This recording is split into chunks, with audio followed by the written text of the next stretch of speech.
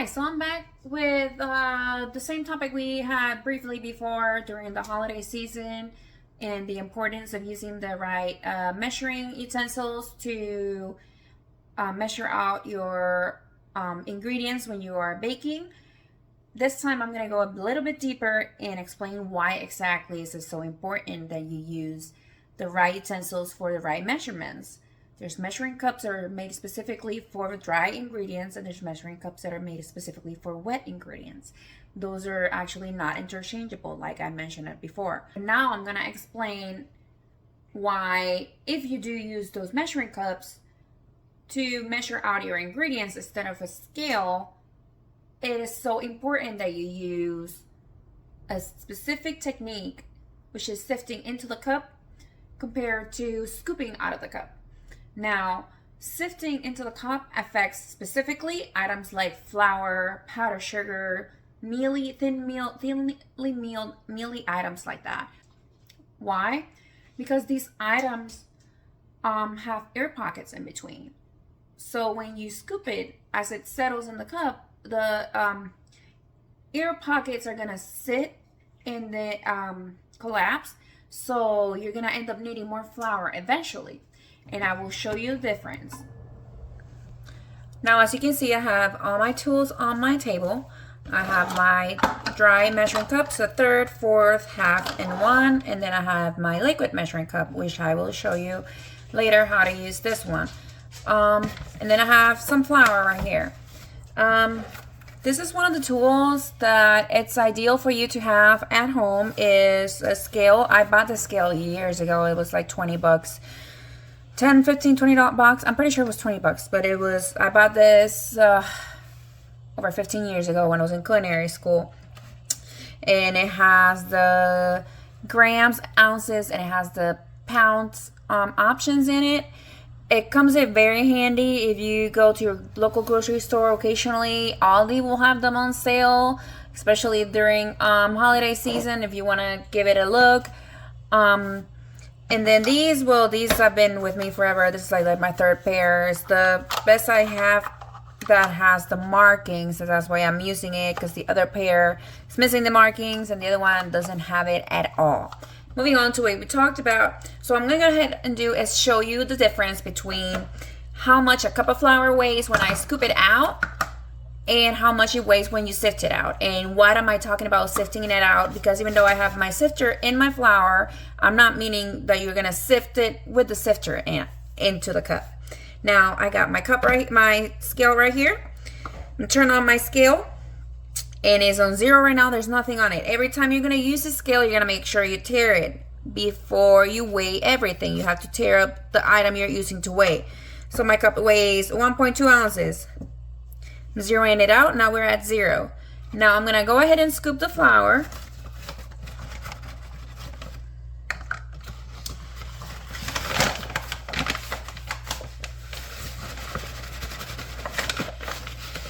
And what I'm doing is leveling it off. You always want to make sure you're leveling off your items.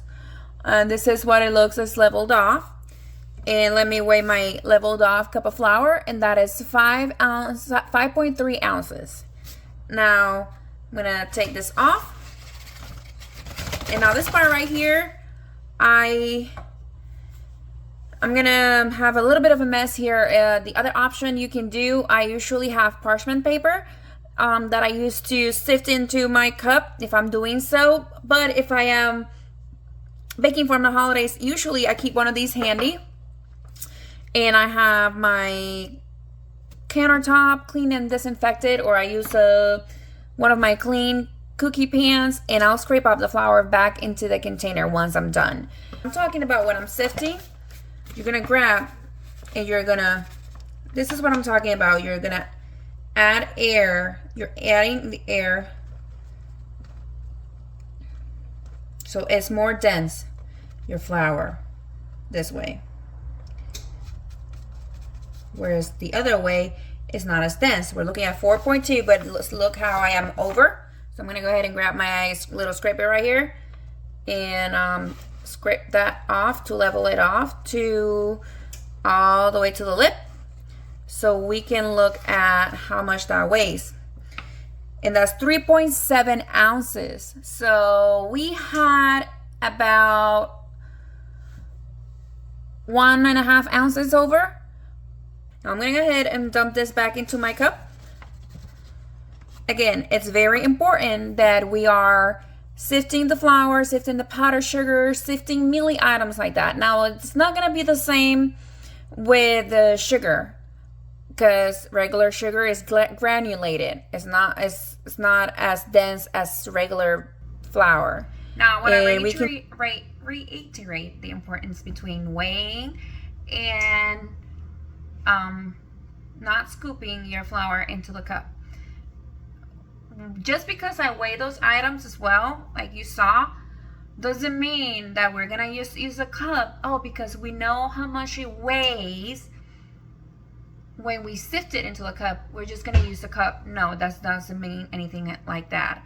When you're using recipes that are not housewife recipes, that are not homemade recipes, which will include weight measurements, you will use a scale. It's very important that you use a scale. You cannot just pick and choose. Fortunately, when it is about cooking, yes, you can be a little bit lenient when it's cooking. You can change up a little bit your weights, because it's all about the art for the most part. But when you are baking, especially when you're doing something like breads or cakes where it requires a specific formula, being as specific as possible in the weight measurements is very important. It affects the density, the crumb, and the flavor or your items. You don't want to have the chewy bread. You don't want to have a dry cake, a hard cake. And these are things that will save you time as well when you're trying to come up with your own recipes. Usually when people come up with their own recipes, it's like, yes, there's a lot of trial and error. Absolutely. When you try to do your own recipes at home, try not to use cups. If you can avoid cups, even better. Usually in a professional setting, we use scales. Now, the cup that we do use is the liquid cup. And my apologies that Titi has the most crappy cup ever. This cup's been with me almost as long as my scale's been. And I'm a person that doesn't like to waste product, let alone plastic.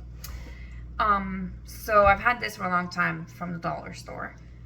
And this is what you use to weigh liquids. Now we're gonna go ahead and try out this for your liquid items. And I will explain to you real quick why it's important that you are not gonna use these cups for liquids. These are a no-no for liquids. This is your liquid cup. Now, for the most part, unless you know the density of a liquid, it matches the same density of water, you are not gonna use this cup interchangeably with this one. Now for water, I can use this. This is a cup of water, and this is gonna give me a cup of water on the marking right here. Right here. Great job, light. It's right here. But it will not be exactly the same for items like oil, obviously, because their viscosity and density is slightly different. Actually, oil weighs less than water. These, again, are made specifically for dry ingredients. The only item that they're interchangeable for are water or items with the same density as water. And because you're not 100% sure what items have the same density as water, you are not going to use them interchangeably. Most of the recipes already tell you fluid ounces when you go to measure something out. Now in the kitchen, we assume when it's a liquid item in the recipe, we usually doesn't say fluid ounces next to it. It will just say ounces, and we just automatically assume that is this cup. Anything that is a liquid goes in a volume cup. This is our cup that measure by volumes, and they have the milliliters. The metric side is on this side of my meat, which I usually don't use. So again, this is only for liquids. You also don't use this for when you're measuring a cup of flour, because it's not gonna weigh the same. Now the teaspoons, tablespoons, and all those small units of measurements, usually their equivalent in measurements would be milliliters. When you're doing weights, The imperial system will be grams. Now, there will be recipes that you find from online that are from outside the US where they use grams. And there are conversions for that. If you do have a scale, you don't need to convert a scale that measures into grams. You don't need to have the conversion for ounces. But if you somehow your scale doesn't convert to that, it's an old-fashioned scale, the conversion for the in ounces is 1 ounce is 28.35 grams. So you can round it out to 28.4. So you will multiply by 28.35 to it will give you the amount of grams you would need. And if you're going the opposite way from grams to ounces, you will divide the gram amount by 28.35 and it'll give you how many ounces it will be. Now, there's always this controversy that one is more precise than the other. There's not exactly one more precise than the other. Especially if these formulas have been created by experts in their field, there is no way that one is going to be more precise than the other. Now, I will tell you though, when you convert from grams into ounces, you're going to have a lot of those long decimal numbers, which can make it a little bit trickier. So again, my recommendation, use a scale that converts to grams already, and it will still be a little bit more accurate than you do in the math. Let's talk about volumetric conversions for US common units. So sometimes you will want to use one of these, or the one that I had in my quick tutorial, one of these. And this baby right here is separated, like I said, dry measure and liquid measure. So you don't need to make a conversion, but say you somehow do. I will go over a quick table that I will attach, like a biography, so you can look up later, or you can look it up online as well. And it's for you to have an idea of what is what. Now, a cup is 8 ounces. Again, a cup is 8 ounces. We already discussed, if we're talking about a cup, we're talking about cup 8 ounces when it's volumes. This is volumes right here. This is not a cup that is 8 ounces, unless we're talking about water. Cup is 8 ounces. Sorry, my baby's right here. Cup is 8 ounces. If you want to know, it's 16 tablespoons is 48 teaspoons. If you somehow want to know how many tablespoons is that. A pint is 2 cups, which is 16 fluid ounces. So a pint is right here. 16 fluid ounces. A quart is 4 cups, 2 pints, 32 ounces, which is, this is a quart. This is a quart right here. And a gallon is 128 fluid ounces, which is 8 cups, 4 quarts. 16 cups, 8 pints, 4 quarts. 128 ounces, which is 16 cups, 16 cups, 8 pints, 4 quarts. There you go. And now to summarize, dry ingredient only. Cup sifted into the cup, not scooped. You don't want to have dry bread. These only for wet ingredients. Get you one of these if you can. That's all I have for you today. And on my next topic, I will be talking about knives. Now, I will warn you that I am not the best skilled at knives. I do have a basic amount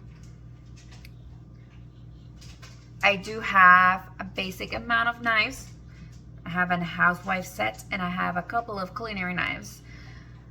But we are just gonna go through a brief summary of knives, how to take care of knives, how to take care of your cutting boards, and so forth and so on. And I hope that you guys continue with me in this journey so you can learn some culinary basics, baking basics at home, or anything in between. We'll see where this journey takes us. Thank you, take care, and if you have any questions or anything that you would like Titi to teach you, just hit me up in the comments. and you guys have a good one.